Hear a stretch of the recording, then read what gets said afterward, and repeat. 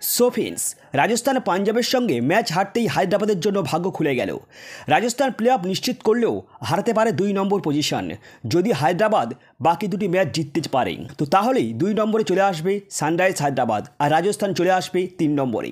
সেই সঙ্গে আরসিবির জন্য দারুণ সুযোগ রয়েছে প্লে অফে পৌঁছানোর, কারণ আরসিবি ও সিএসকের সঙ্গে খেলা হবে শেষ ম্যাচটি এবং তাদের মধ্যে যে জয়লাভ করবে সেই পৌঁছাতে পারে প্লে অফে। তো আসুন জেনে নেওয়া যাক পয়েন্ট টেবিলে বর্তমান পরিস্থিতি। তো নেট রানের নিরিখে বিচার করলে দেখা যায় ইতিমধ্যে দিল্লি, লখনৌ, গুজরাট, পাঞ্জাব কিংস ও মুম্বাই এই 5টি দল প্লে অফ থেকে ছিটকে গিয়েছে।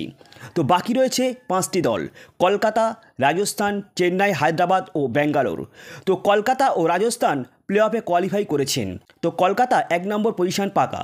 তো হায়দ্রাবাদ ও রাজস্থানের মধ্যে লড়াই রয়েছে 2 নম্বর পজিশনের।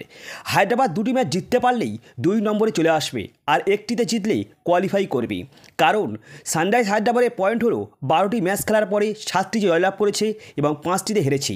পয়েন্ট হচ্ছে 14। Net run rate +0.406। বাকি রয়েছে 2টি ম্যাচ, যেটি খেলতে হবে, একটি আজ গুজরাটের সঙ্গে, অপরটি পাঞ্জাবের সঙ্গে। তো ইতিমধ্যে এই দুটি দলেই ডিসকোয়ালিফাই করেছে, তাই তাদের জন্য খেলাটি অনেক সহজ হবে। আর রাজস্থানের জন্য লড়াইটা অনেকটাই কঠিন, কারণ রাজস্থানকে খেলতে হবে লিগ টপার কেকেআরের সঙ্গে 19 তারিখে 7:30 থেকে। তো যদি 2 নম্বর পজিশন ধরে রাখতে চায় রাজস্থান, তাহলে নেট রান রেট নিয়ে জিততে হবে, তবেই তারা 2 নম্বরে থাকতে পারে। তো এবার আসি 4 নম্বরে পজিশনে যে টিম কোয়ালিফাই করতে পারে। তো এই দৌড়ে রয়েছে সিএসকে ও আরসিবি। তো এই দুটি দল বর্তমানে দারুণ কম্বিনেশনে রয়েছে, কারণ এদের দুজনের মধ্যে যে জিতবে সেই কোয়ালিফাই করতে পারবে।